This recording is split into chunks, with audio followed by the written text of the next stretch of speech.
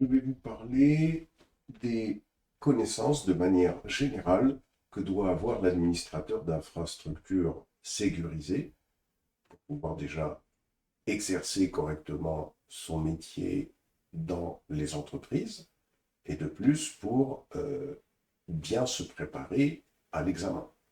Parce que les membres de jury ne manqueront pas de vous poser des questions concernant votre connaissance des réseaux, des systèmes et de la manière dont vous devez procéder pour pouvoir sécuriser un réseau. Il faut savoir qu'il faut avoir des connaissances juridiques, des connaissances de base, techniques et méthodologiques. C'est très très important. Et au niveau du mémoire, il va falloir faire ressortir ces aspects-là dans la démarche que vous allez mettre en place ou que vous avez mis en place pour pouvoir sécuriser, faire évoluer, administrer votre réseau. C'est fondamental, c'est important. Il n'y a pas que l'aspect pratique, je le répète encore, je vais le marteler je ne sais pas combien de fois. Les manipulations, c'est très bien, mais chaque manipulation doit être ramenée à des connaissances. L'épreuve est orale. Donc, ici, j'ai fait un schéma général. Dans ce schéma général, l'objectif, c'est quoi? C'est d'avoir un schéma sur lequel il va falloir s'appuyer pour, puisqu'il y a largement encore le temps, comprendre quels sont les concepts, quelles sont les connaissances de base que vous allez devoir assimiler avant d'arriver à cet examen. L'administrateur d'infrastructure sécurisée, quelles sont les connaissances qu'il doit avoir quand il travaille dans une entreprise pour bien exercer son métier? D'abord, il doit connaître le contexte légal de la cybersécurité. Et cela se fait au travers de la connaissance des règles, justement, à suivre concernant la cybersécurité. Il y a pour ça le NIS, le Network and Information Service. Ça, c'est quelque chose qui permet d'assurer un niveau de sécurité élevé commun au système d'information et au réseau de télécommunications à l'échelle européenne et de répondre aux enjeux de la cybermenace. Ça, c'est quelque chose qu'il est fondamental de comprendre et de connaître et savoir répondre à des questions concernant le NIS. J'ai fait un petit document qu'on va aller voir tout à l'heure. Le RGPD également, le règlement européen pour la protection des données. Et donc, ça c'est quelque chose qu'il faut connaître. Et puis, la démarche RGPD que vous devez appliquer au sein d'une entreprise pour garantir la protection de ces données. Donc, des questions peuvent être posées sur est-ce que vous connaissez le NIS? Est-ce que vous connaissez le RGPD? Est-ce que vous connaissez le contexte légal qui régit la cybersécurité? Donc, il faut vraiment être à même de pouvoir répondre à ce type de questions, de savoir ce que c'est de manière générale. Ça, c'est le premier point. Ensuite, je vous ai longuement parlé dans les cours précédents des attaques informatiques possibles avec les botnets, les virus, les vers, backdoor, etc., etc. Ça, il faut que vous sachiez parce que peut vous poser des questions du genre citez-moi des types d'attaques informatiques. C'est important pour pouvoir sécuriser un système. Faut-il encore connaître les types d'attaques qui existent? Et il faut également que vous sachiez quelles sont les étapes d'une attaque informatique. Comment se déroule une étape? Quelles sont les étapes que suit un hacker pour mener des attaques informatiques? Il y a la récolte d'informations, d'abord, qui va se faire. l'identification des vulnérabilités, il va tenter de les identifier, il va tenter de les exploiter, il va tenter de maintenir l'accès à votre réseau une fois qu'il a exploité une vulnérabilité à votre système, et puis son objectif également, c'est d'effacer ces traces. Donc, ça, c'est fondamental de comprendre cela. Parce qu'il peut y avoir des questions qui peuvent être posées par rapport à cela. Comment est-ce qu'un pirate peut récolter des informations? Comment est-ce qu'il peut identifier les vulnérabilités? Comment est-ce qu'il peut les exploiter? Comment il procède pour maintenir l'accès? Comment est-ce qu'il peut procéder pour effacer les traces? Si vous ne savez pas tout ça, vous ne pouvez pas comprendre quelles sont les bonnes protections à mettre en place et comment administrer correctement un système. Ensuite, il faut que vous sachiez évaluer les vulnérabilités et gérer les risques. Et il faut comprendre ce que c'est qu'une vulnérabilité, ce que c'est qu'un risque déjà. Qu'est-ce qu'une vulnérabilité? Qu'est-ce qu'un risque? Il faut également que vous sachiez comment vous faites une veille technique pour comprendre les vulnérabilités techniques. Pour cela, il faut savoir qu'il y a des bases publiques de vulnérabilité, CVE, NVD. Il y a l'OSWAP également, qui est beaucoup dédié aux vulnérabilités web, mais il y a beaucoup de web actuellement, HTTP et HTTPS. C'est les principaux protocoles à sécuriser. C'est important de savoir tout cela. Comment est-ce que vous comprenez les vulnérabilités techniques? Comment vous faites? Vous voyez, c'est important. Il faut savoir ce que c'est qu'un scanner de vulnérabilité. Là, j'en ai donné quelques-uns. OpenVast, Nikto, Acunetix, Nessus, Qualys, hein, pour pouvoir essayer de détecter des vulnérabilités au sein de votre infrastructure. Il faut savoir tester la sécurité d'un serveur. Des questions qui peuvent être posées autour de cela. Qu'est-ce qu'un scanner de vulnérabilité? Comment fonctionne un scanner de vulnérabilité, monsieur? Comment testez-vous la sécurité d'un serveur? Il faut connaître quelques vulnérabilités comme le buffer overflow, par exemple, les vulnérabilités web, les intrusions physiques, les mouchards sur un réseau, les dénis de service, hein, très important les dénis de service, attention, il y aura sûrement des questions par rapport à cela. Et par rapport aux vulnérabilités dont je vous ai parlé, qu'est-ce qu'un botnet, qu'est-ce qu'un cryptolocker, etc., etc. Donc ça, c'est vraiment des points à connaître, parce que là, quand on vous pose des questions sur ces aspects-là, et que on sent que vous êtes capable de répondre, c'est qu'on se dit, bon bah tiens, ce gars-là, il a bien compris son métier, il a bien compris comment il doit sécuriser son réseau. Quels sont les moyens de protection qui peuvent être utilisés? Il y a le firewall dont on a longuement parlé, il y a les protections anti-déni de service d'un hébergeur dont je vous ai parlé, les protections anti-déni de service dans le cloud dont je vous ai parlé, les honeypots, pot de miel, les VPN hein, pour lesquels j'ai fait une petite vidéo. Également, comment est-ce qu'on peut s'assurer de l'intégrité d'un message ou d'un fichier? Comment se protéger des campagnes de spasme, par exemple? Donc, quels sont les moyens de protection que vous pouvez mettre en place, monsieur?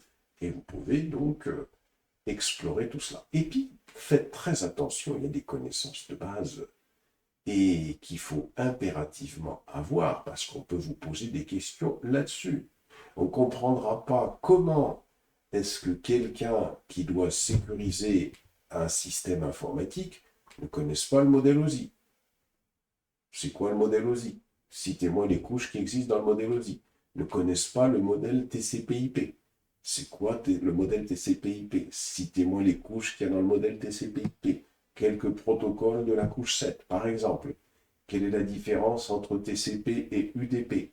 C'est pas possible de pouvoir travailler dans le domaine des réseaux et des systèmes si on n'a pas ce type de connaissances-là. Qu'est-ce que c'est que la protection d'un réseau? Qu'est-ce que c'est exactement? Comment défendre efficacement un réseau? Quelles sont les solutions que l'on peut mettre en œuvre? Qu'est-ce que l'authentification? Qu'est-ce que l'autorisation? Qu'est-ce que les permissions d'accès? Comment fonctionne le SSL? Quels sont les protocoles utilisés dans les VPN? Comment est-ce que vous surveillez la sécurité d'un réseau? Comment est-ce que vous évitez la fragmentation dans les VPN? Voilà.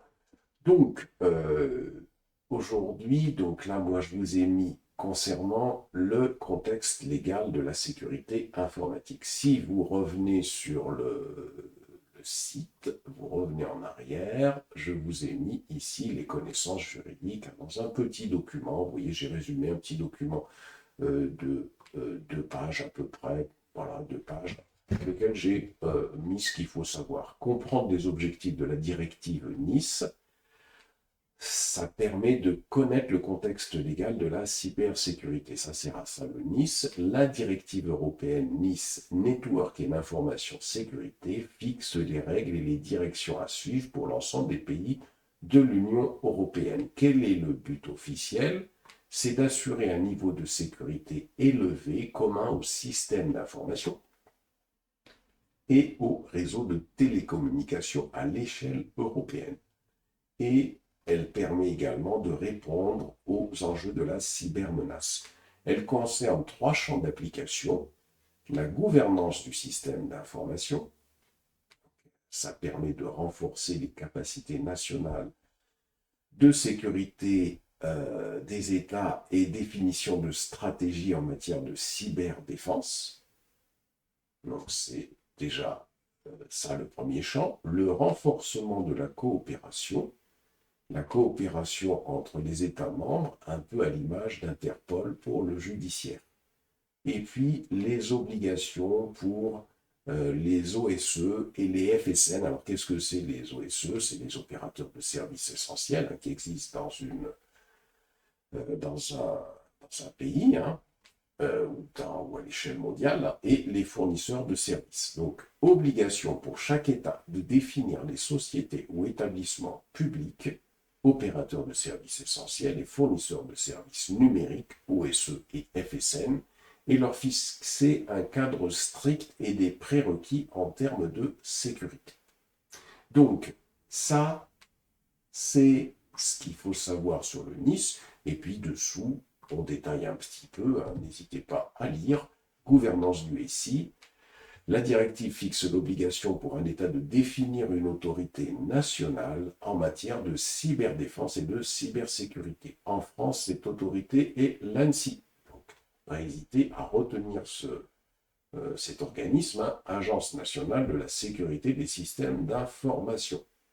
Donc, qu'est-ce que la N2SI? C'est l'autorité nationale en matière de cyberdéfense et de sécurité, ou l'inverse, l'autorité nationale en matière de cybersécurité et de cyberdéfense, c'est la N2SI, qui participe à un groupe de coopération européenne rassemblant les États membres. Chaque État doit également mettre en place un CERT, donc le CERT également, à retenir Computer Emergency Response Team, c'est-à-dire un centre de gestion des incidents.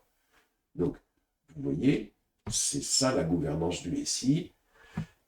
Par rapport à la France, il y a un organisme qui est l'ANSSI, qui est l'autorité nationale en matière de cyberdéfense et de cybersécurité qui a été mis en place et qui également, donc, il y a également ce qu'on appelle un CERT, un Computer Emergency Response Team, qui a été mis en place. C'est un centre de gestion des incidents au niveau étatique. Quel est le rôle du CERT? C'est de centraliser les demandes d'assistance suite à des attaques, corréler les incidents, veiller à l'information et à la prévention. Le CERT maintient et met à jour une base de données de vulnérabilité. Vous voyez, donc c'est très important quand on est administrateur d'infra sécurisé de savoir ça, de savoir qu'il y a des bases de données de vulnérabilité dans lesquelles on peut aller voir un petit peu ce qui se passe pour de mieux en mieux sécuriser son système et s'organiser en réseau. Le terme CERT est une marque déposée aux USA. En Europe, ces organismes sont officiellement appelés SC-CIRT, le Computer Security Incident Response Team. Un CERT ou C-CIRT peut être public ou privé. Par exemple, Airbus dispose de son propre CERT. En France, le CERT de l'État est le CERT-FR, géré par l'ANSSI. Donc vous voyez, la gouvernance du SI, l'ANSSI, le CERT, le rôle du CERT, etc. Et le fait qu'il y a ce CERT qui permet d'alimenter les bases de données de vulnérabilité, il faut le savoir, parce qu'en tant qu'administrateur d'infrastructures sécurisées, donc je sais que au niveau étatique et au niveau mondial, il y a des organisations qui existent, qui permettent d'alimenter les bases de données de vulnérabilité et qui permettent de centraliser la gestion des incidents. Ensuite, il doit y avoir une coopération entre les États membres. La coopération est assurée par l'ENISA. Donc c'est cet autre organisme, European Union Agency for Cybersecurity, créé en 2004. Cet organisme travaille en collaboration technique et organisationnelle entre les États membres, mais aussi entre les entreprises privées. L'ENISA délivre des expertises techniques aux États et à la Commission européenne, et depuis 2019, elle participe à l'élaboration de référentiels de certification en matière de cybersécurité. Il y a des obligations spéciales pour les OSE et les opérateurs de services essentiels et les FSN, les fournisseurs de services numériques. Ça dépend donc si vous devez travailler au sein de ces organismes-là, ou de toute façon, il faut le savoir, parce que de toute façon, quand vous travaillez dans une entreprise, vous avez à passer par ce genre d'établissement peut-être. La directive impose aux États de fournir une liste d'OSE, opérateurs de services essentiels. Ces établissements publics ou privés sont essentiels pour le maintien de l'activité économique et sociétale. On y retrouve principalement des établissements publics, de santé, de secteur de l'énergie, des transports, des banques et des acteurs de l'Internet, comme les opérateurs et les gros hébergeurs. En France, cette liste est proposée par l'ANSSI au Premier ministre. Donc c'est l'ANSSI qui propose la liste d'OSE et de services essentiels. Quelles sont les obligations des OSE ? Ils doivent appliquer des règles de sécurité pour leur système d'information essentiel définies dans la loi publiée au Journal officiel du 29 août 2018. Ils doivent procéder à des notifications obligatoires des incidents de cybersécurité à l'ANSSI. Ils doivent se soumettre à tout contrôle opéré par l'ANSSI ou ses prestataires. Les FSN, fournisseurs de services numériques, quant à eux, ont des obligations un peu moins contraignantes. Il s'agit de moteurs de recherche, des fournisseurs de services en cloud ou des grandes boutiques en ligne dont le chiffre d'affaires est supérieur à 10 millions d'euros. Les éditeurs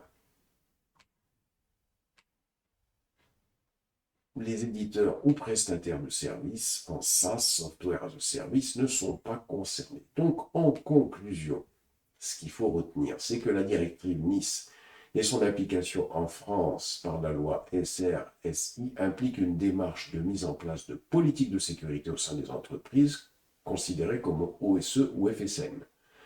Le dirigeant d'entreprise est responsable généralement pénalement en cas de non-respect des obligations. Cette directive permet une réelle prise de conscience de l'obligation de mettre en place une politique de sécurité à l'échelle de l'État et des entreprises. Les CERT jouent un rôle crucial dans cette structure par leur veille et leur information. Le RGPD, c'est important parce qu'on peut vous demander ce que vous avez fait en matière de protection des données. Ou qu'est-ce que le RGPD ? Alors le RGPD, c'est le règlement européen pour la protection des données. C'est sur l'organisationnel que porte le texte. La technique reste juste une conséquence. Donc c'est important que c'est uniquement des aspects juridiques et organisationnels que vise le RGPD, et en aucune manière il vous dit comment le faire. Il s'applique à toute organisation publique ou privée qui traite des données personnelles établies sur le territoire de l'Union européenne ou qui cible des résidents européens. En France, c'est la CNIL. On connaît la CNIL, la Commission nationale de l'informatique et des libertés, qui a la charge de la vérification de son application au sein des entreprises. Elle a également devoir de conseil et d'information, et c'est surtout sur ces axes et cette philosophie d'apport d'expertise aux entreprises qu'elle définit sa mission principale. Le texte définit un certain nombre d'obligations à partir du moment où la société effectue un traitement de données personnelles. En aucun cas, le texte ne mentionne d'impératif technique précis de protocole ou non technique à mettre en place. Le RGPD est du ressort du juridique et de la qualité. L'informatique n'intervient que dans un second plan. Par exemple, depuis l'entrée en application du texte que beaucoup de sites internet indiquent à l'utilisateur lorsqu'il se connecte sur la page d'accueil que le site web utilise des cookies. C'est ce qu'on voit sur les sites web. L'utilisateur est libre d'accepter ou pas ces cookies. Beaucoup de personnes peuvent alors penser que le texte de loi RGPD en lui-même impose ce message d'avertissement sur tous les sites web. Ce n'est pas du tout le cas. Il n'y a vraiment aucun élément technique aussi précis dans le RGPD. Par contre, étant donné que la société qui publie son site doit s'assurer du consentement de l'utilisateur à la récolte de ces informations, c'est juste un moyen pour la société d'apporter un début de preuve de consentement. On est vraiment purement dans le juridique. Donc c'est important de comprendre cela. Comment on met une démarche RGPD dans une entreprise? L'application du RGPD consiste à nommer officiellement un DPO ou DPD en français pour déléguer à la protection des données. Alors ce DPO fera l'interface entre les utilisateurs, la société et l'État, concrètement le CNIL. Le poste de DPO peut être externalisé. Il n'est pas obligatoire de nommer un DPO d'ailleurs pour toutes les entreprises, mais c'est plutôt conseillé. Par contre, le DPO est obligatoire pour les organismes publics et pour les sociétés qui effectuent un suivi systématique et à grande échelle des personnes concernées ou si les données traitées sont dites sensibles au sens RGPD, c'est-à-dire des données de santé, de la biométrie, des options politiques, des fichiers concernant des infractions pénales ou des données bancaires. Donc le DPO, voici dans quel cas il est obligatoire d'en nommer un. C'est important. Il faut également, donc dans la démarche RGPD, maintenir un registre des traitements. L'établissement doit maintenir un registre des traitements, tous les processus, souvent les applications elles-mêmes qui traitent des données personnelles doivent être recensées dans ce registre en indiquant le but du traitement des données, la licéité de ces traitements, la légalité et les modalités de conservation des données. Pour chaque traitement, il est important de vérifier les modalités de recueil du consentement des personnes concernées. Donc, ça, c'est le deuxième point dans une démarche RGPD. Le troisième point, c'est mener une étude d'impact, PIA. Si les données sont sensibles ou si un traitement est effectué à grande ampleur, par exemple des statistiques sur les maladies de patients de clinique, il est nécessaire de mener ce qu'on appelle un PIA, une étude d'impact, c'est-à-dire une étude de risque par rapport aux menaces pesant sur ces données, perte ou vol par rapport à ce traitement. Le résultat de cette PIA devra mener alors sur une évaluation de la conformité et ou sur les actions à mener pour atteindre la conformité. Et enfin, la mise en conformité. Ces actions peuvent être organisationnelles, légales ou techniques. Par exemple, complexifier les mots de passe, fait partie de démarche RGPD. Généraliser l'utilisation de protocoles sécurisés utilisant TLS, ça fait partie de la démarche RGPD. Dans ce qu'on peut faire techniquement pour rentrer dans le cadre de cette démarche. Dans cette étape de mise en conformité, on va également vérifier pour chaque traitement si les droits de la personne tels que définis dans le texte du RGPD sont respectés ou respectables. Le consentement, le droit à l'oubli, notamment l'effacement des données personnelles, le droit d'accès et de rectification sur les données personnelles, la durée de conservation, les modalités de stockage et d'archivage des données, ainsi que ce qu'on appelle la portabilité, c'est-à-dire la possibilité d'extraire les données personnelles d'un système pour les réinsérer dans un autre. Tout ça, il faut en tenir compte quand vous mettez un système en place, quand vous administrez et sécurisez un système. Le RGPD n'est donc pas une liste d'impératifs techniques à respecter clairement définis dans le texte de loi, c'est un texte de loi global dont l'objectif premier est la protection des données des citoyens européens. La mise en conformité n'est pas du ressort du service informatique, du tout. On est ici dans un autre métier qui serait plus dans le domaine du juridique et de la qualité. Le DSI, s'il existe, est la personne la plus à même à participer à la mise en conformité, à définir les actions à mener pour une mise en conformité, mais en restant dans son périmètre. La mise en conformité peut passer par exemple, le chiffrement de la messagerie, comme par la mise en place des clauses spécifiques dans un contrat de travail. Le RGPD ne doit pas être mené par un service informatique interne, c'est au comité de direction de piloter sa mise en œuvre. Voilà pour ce qu'il faut retenir concernant les aspects juridiques de ce qu'il faut savoir. Il peut y avoir des questions sur cela. Qu'est-ce que le NIS? Qu'est-ce que le RGPD? Qu'est-ce que vous avez fait justement au sein du système que vous avez mis en place pour justement respecter la démarche du RGPD par exemple. Donc ça c'est fondamental, donc je vous invite à bien retenir cela. Ben, je ferai des QCM par rapport à ça. Donc si on revient sur notre schéma, voilà, on a exploré déjà la connaissance du contexte légal de la cybersécurité. Concernant les connaissances de base et les démarches, il faut connaître le modèle OSI, le modèle TCP/IP, qu'est-ce que c'est que la protection d'un réseau, comment défendre efficacement un réseau, quelles sont les solutions qu'on peut mettre en œuvre, qu'est-ce que l'authentification, qu'est-ce que l'autorisation, qu'est-ce que l'accès, comment fonctionne le SSL, quels sont les protocoles utilisés dans les VPN, comment surveille-t-on la sécurité d'un réseau. Ça fait partie non seulement des questions possibles, et puis il y a certains aspects ici que vous allez sûrement reprendre pour expliquer la démarche que vous avez effectuée pour sécuriser et administrer votre système informatique. Alors revenons ici sur le juridique, on va revenir en arrière et on va descendre sur les connaissances de base techniques et méthodologiques. Donc je vous ai fait un petit document dans lequel ici je vous reprends le modèle OSI. Le modèle OSI, c'est ce qui permet de modéliser les réseaux.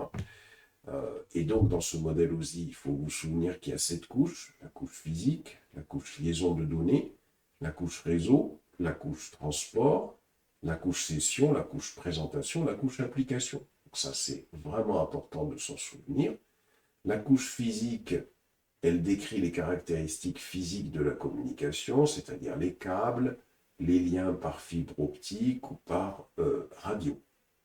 C'est ça la couche physique comme son nom l'indique. La couche liaison de données, elle spécifie comment les paquets sont transportés sur la couche physique. Elle gère les séquences particulières de bits qui marquent le début et la fin des paquets, le tramage.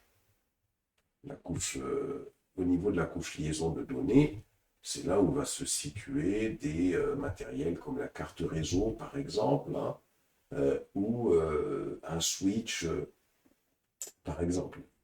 Il y a la couche réseau. La couche réseau, elle gère l'adressage et le routage des données. Quand on met une adresse IP, par exemple, c'est ça qui va permettre d'adresser les données. Pour faire simple, l'acheminement dans le réseau. Donc les routeurs également sont gérés à ce niveau-là. Elle permet l'expédition des datagrammes, c'est les paquets de données. Donc un datagramme, c'est un paquet de données, et on parle de datagrammes au niveau de la couche réseau, justement, vers les machines distantes. Elle assure également la gestion de la fragmentation ainsi que le rassemblage à la réception, puisque on a les datagrammes, des paquets de données, c'est-à-dire que quand on a un message qui va être envoyé sur le réseau, il va être décomposé en paquets qui ont une certaine taille. Et on peut avoir également des paquets qui peuvent être fragmentés quand ils passent d'un réseau à l'autre. Fragmentés, c'est-à-dire qu'ils vont être divisés en paquets plus petits et il faut les rassembler. Donc elle assure également la gestion de la fragmentation ainsi que le rassemblage à la réception. Donc, au niveau de la couche réseau, c'est là où on trouve les routeurs. On a la couche transport qui est chargée du transport des données, du découpage en morceaux, les paquets, là on parle de paquets, et de la gestion des erreurs de transmission. Cette couche détermine également à quelle application chaque paquet de données doit être remis. On a la couche session qui gère les connexions et interruptions entre les systèmes coopératifs, puisqu'il va falloir quand même que, quand on est sur un réseau, que des systèmes communiquent entre eux. La couche présentation qui gère le chiffrement et le déchiffrement des données, convertit les données machines en données exploitables par n'importe quelle autre machine, puisque parfois on a des machines sur le réseau qui vont coder leurs informations différemment, les unes par rapport aux autres. Et donc, pour pouvoir assurer la communication entre eux, il faut bien qu'il y ait une couche qui fasse cela. Et enfin, on a la couche application. Elle assure l'interface avec les applications. Il s'agit donc du niveau le plus proche des utilisateurs. La couche application, c'est là où vont se situer les protocoles comme le protocole HTTP, le protocole FTP, le protocole... alors attention, pas TCP, UDP. TCP, UDP, c'est au niveau de la couche transport. Voilà. Donc ça, c'est vraiment à connaître par cœur. C'est quoi le modèle OSI? Quelles sont les 7 couches du modèle OSI? Que fait la couche transport, par exemple? C'est des questions possibles pour essayer de déterminer si vous savez comment modéliser un réseau à la base déjà. C'est partant de ce modèle-là qu'on est à même de bioprotéger le réseau, comme on va le voir un peu plus bas.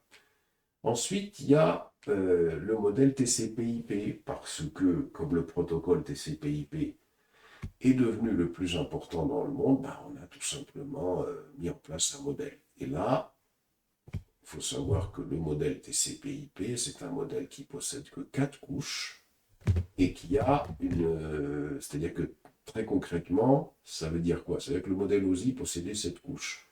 La couche physique et liaison de données, elle correspond à la couche interface réseau sur le modèle TCP/IP. La couche réseau, elle correspond à la couche Internet sur le modèle TCP/IP. La couche transport, elle correspond à la couche transport. Et enfin, la couche application, elle correspond à la couche application, présentation et session. Et donc ça, c'est important. Quelles sont les 4 couches du modèle TCP/IP? À quoi correspond la couche application de TCP/IP par rapport au modèle OSI? Vous voyez, c'est des questions possibles. Attention. Parce que c'est des compétences de base que vous devez avoir. Si on n'a pas ces compétences de base-là, on sait très bien qu'on ne va pas aller très loin dans l'utilisation des outils justement de scan réseau et puis également pour la mise en place de protection performante et puis également pour développer ses compétences. L'interface réseau ici va correspondre par exemple à tout ce qui est Ethernet. Ça, c'est des types de réseaux. Dans les réseaux Ethernet, les réseaux de type token ring, les réseaux de type relais de tram et les réseaux de type ATM.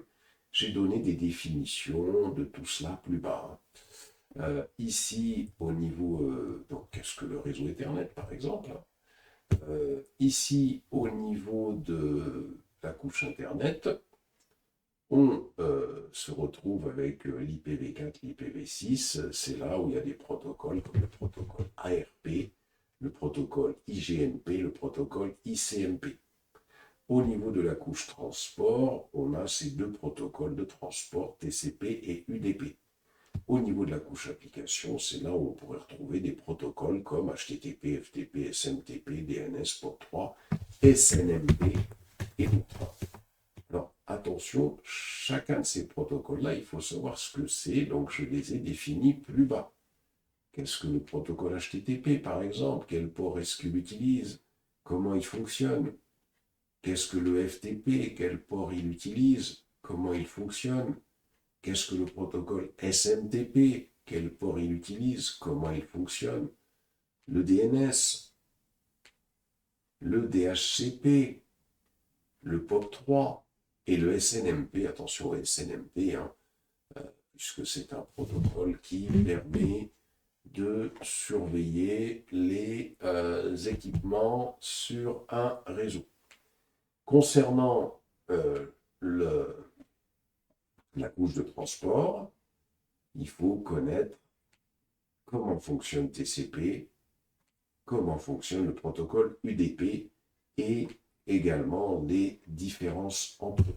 C'est très important. Attention à ce genre de connaissances.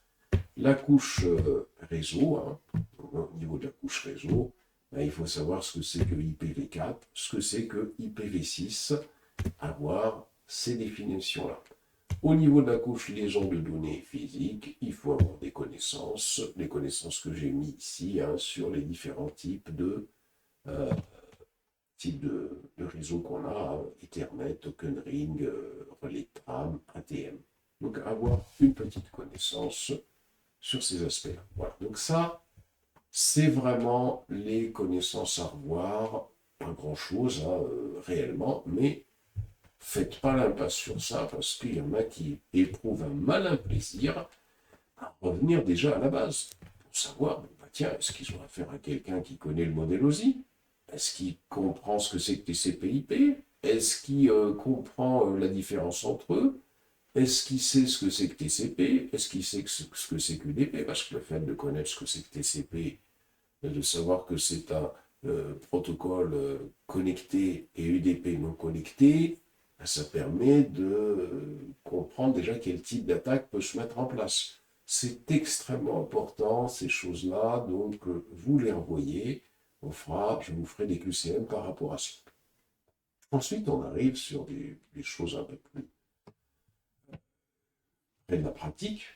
Qu'est-ce que c'est que la protection d'un réseau? Je vous ai fait un petit tableau là, dans lequel je mets un peu les questions et puis les réponses. Par exemple, première question, pourquoi faut-il protéger un réseau? Les données mises en œuvre par le système d'information ainsi que les échanges internes et externes sont de plus en plus exposés aux actes de malveillance de différentes natures. Et je vous ai expliqué un peu tous les types d'attaques qui peuvent exister. Quels sont les principes visés par la sécurité informatique? Les principes sont les suivants, donc là, il faut vraiment connaître. L'intégrité, garantir que l'information soit fiable et non corrompue. L'authenticité, garantir l'identité de l'auteur et de l'origine de l'information. La confidentialité, garantir que l'information ne soit accessible qu'aux personnes autorisées. Et l'accessibilité, c'est la haute redondance, par exemple, et puis le fait qu'il faut mettre une protection contre les attaques DOS, par exemple, garantir l'accès à l'information coûte que coûte.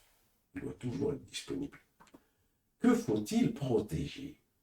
Les ordinateurs portables, les tablettes, les périphériques mobiles, les ordinateurs de bureau, les ordinateurs à la maison, etc. Voilà, donc ça, c'est important de comprendre que tout ce qui est ordinateur portable et tout ce qui est téléphone mobile font partie de ce qu'on doit protéger. Quels sont les points clés garantissant la sécurité informatique? 1. Il faut mettre en place des stratégies de privilège minimum. Retenir, fondamental ça.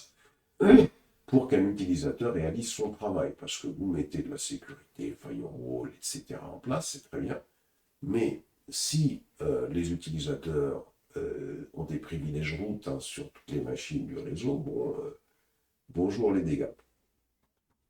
Il faut installer sur les ordinateurs uniquement que les services et les applications dont vous avez besoin. Et assurez-vous de la provenance fiable des sources de vos logiciels. Et encore des aspects concernant la sécurité. Les utilisateurs, il faut informer les utilisateurs pour qu'ils comprennent pourquoi certaines fonctionnalités de sécurité sont importantes, pas de partage de mots de passe par exemple.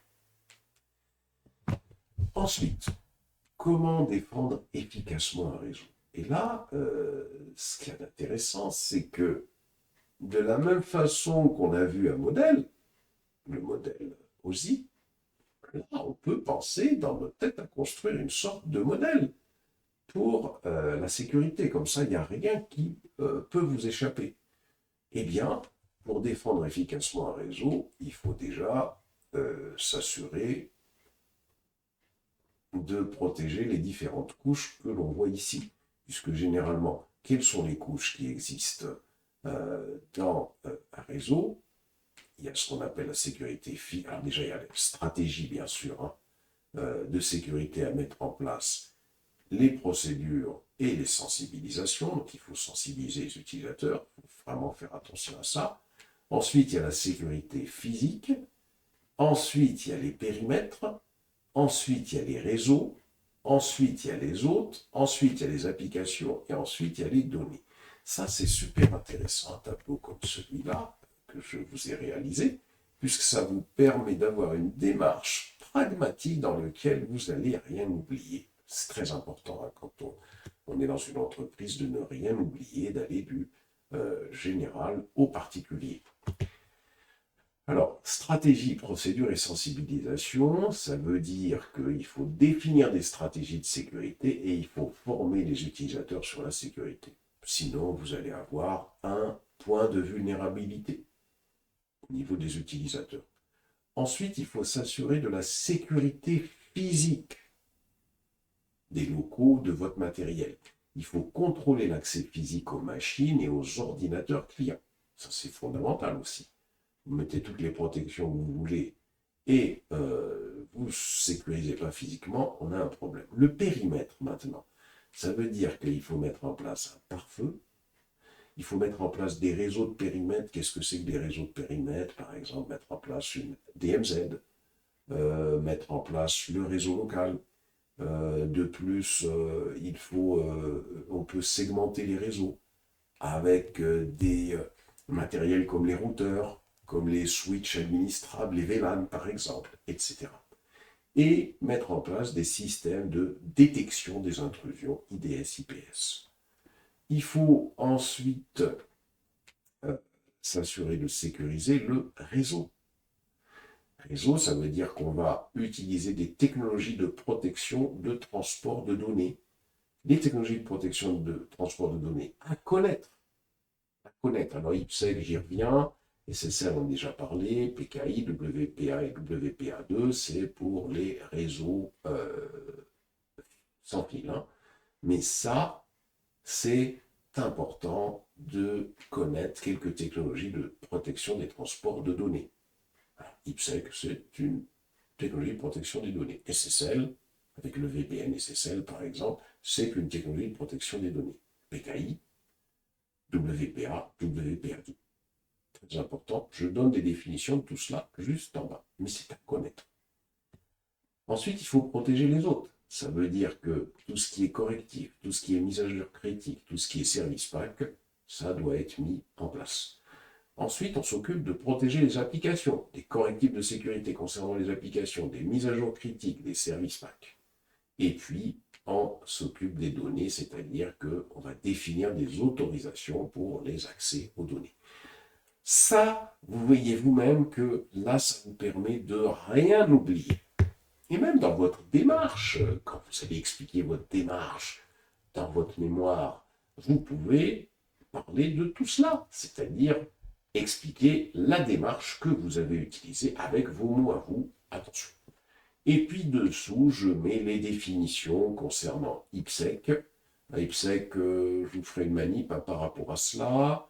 et concernant le WPA, le WPA2 et puis le TLS-SSL, le PKI, Public Key Infrastructure. PKI est une infrastructure de gestion de clés publiques permettant la création, la distribution, la gestion et la révocation des certificats numériques.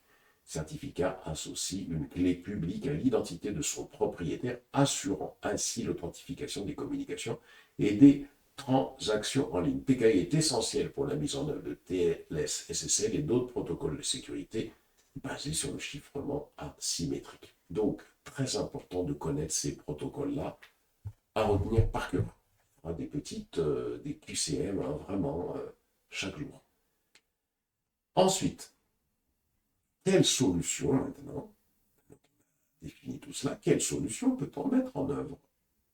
Les solutions, c'est utiliser des protocoles supportant la confidentialité, contrôler les accès physiques à l'entreprise, contrôler les accès réseau depuis l'intérieur de l'entreprise, contrôler les tentatives d'accès réseau depuis l'extérieur, mettre en place des réseaux de protection DMZ, mettre en place des mots de passe, mettre en place des comptes d'accès, maintenir à jour les systèmes d'information et les applications, contrôler les accès des périphériques sans fil, mettre en place des VPN pare-feu antivirus. Donc, ça, c'est les solutions qu'on peut mettre en œuvre. Qu'est-ce que l'authentification, l'autorisation et l'accès? Définition à connaître par cœur. Authentification, c'est un processus qui vérifie l'identité d'un élément ou d'une personne. L'autorisation, c'est un processus qui détermine si un élément ou un utilisateur est autorisé à accéder à une ressource.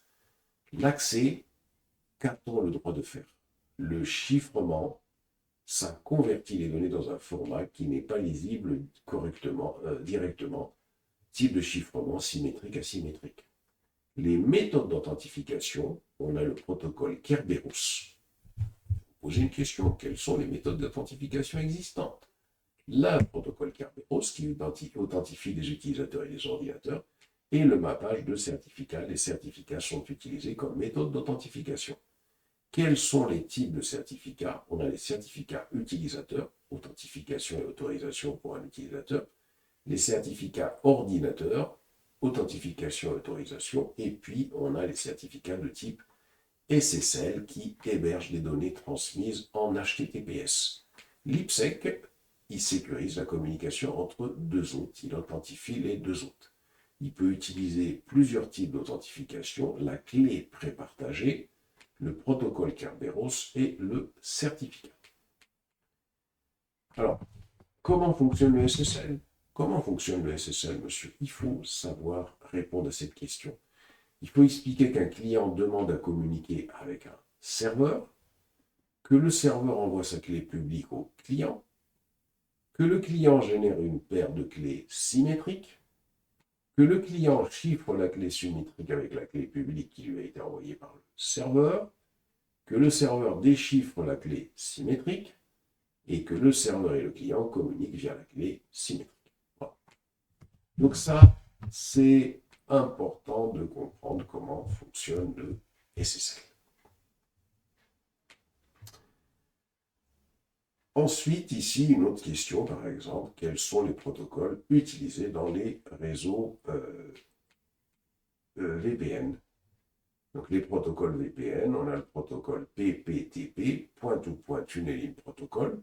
Il est largement pris en charge par les clients, facile à configurer. On a le protocole L2TP, Layer 2 Tunneling Protocol. Utilise IPsec pour chiffrer les données, sécurité accrue sur PPTP. Donc, par rapport au protocole précédent, il est plus difficile à configurer.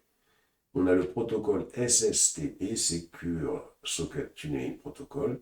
Utiliser SSL pour chiffrer les données peut passer par le port 443, facile à configurer. Et enfin, ici, comment peut-on surveiller la sécurité d'un réseau? Donc là, je vous ai mis un petit peu ce qu'il faut retenir. La surveillance de la sécurité des réseaux et des systèmes est une tâche cruciale pour détecter les menaces et les anomalies en temps réel. Voici différentes approches et outils que vous pouvez utiliser pour une surveillance efficace. Il y a d'abord les systèmes de détection de prévention d'intrusion IDS-IPS. La surveillance des journaux, le log monitoring. La surveillance du réseau, le network monitoring, avec des solutions. Alors, je mets à chaque fois les solutions possibles, hein. Ici, ce serait Syslog ou Siem hein, au-dessus. Ici, c'est Nagios, Zabbix, Wireshark, par exemple. Surveillance des terminaux, endpoint monitoring. Donc ici, les outils hein, qu'on peut utiliser, antivirus, anti-malware, hein. Surveillance des utilisateurs et des comportements, User and Entity Behavior Analytic, UBEA. Alors, les outils Metasploit, Nessus, OWASP, ZAP. Non, pardon, excusez-moi. Exabim, Splunk, UBBA, Varonis. Les tests d'intrusion, la surveillance des vulnérabilités, la gestion des accès et des identités, alerte et réponse automatisée, la formation et sensibilisation des utilisateurs. Je vais vite, hein, vous pouvez prendre le temps de lire, hein, l'essentiel c'est d'avoir une connaissance et puis il ne faut pas tout pratiquer, hein. On en pratique un ou deux, ça suffit. Et enfin, quelque chose que je n'ai pas fait dans la vidéo concernant les VPN, pourquoi éviter la fragmentation dans les VPN? Il faut savoir que effectivement, quand on met en place un VPN comme OpenVPN, il faut éviter que on ait des paquets qui vont être fragmentés. Pourquoi? Ben, il y a plusieurs raisons à cela, hein. Il y a des raisons de sécurité également hein, qui s'imposent et toutes les raisons sont expliquées ici. Donc ce sera intéressant de voir comment on évite la fragmentation hein, sur OpenVPN hein, concernant les trames. Voilà donc pour cette partie concernant les connaissances et démarches. C'est un petit document. Donc ça veut dire que déjà maintenant, ce qu'il y a d'intéressant, c'est que dès à présent, on fixe un petit peu ce qu'il va falloir apprendre et vous avez encore largement le temps.